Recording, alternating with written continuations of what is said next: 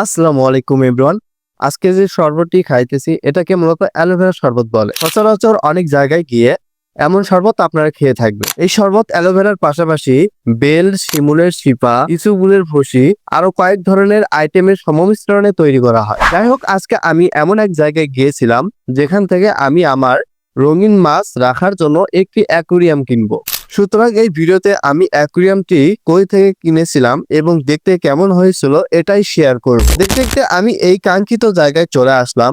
এখানে আপনারা বিভিন্ন জাতের বিদেশি মুরগির থেকে শুরু করে টিয়া পাখি, বাদুরিকা পাখি, এমনকি খরগোশও পেয়ে যাবেন।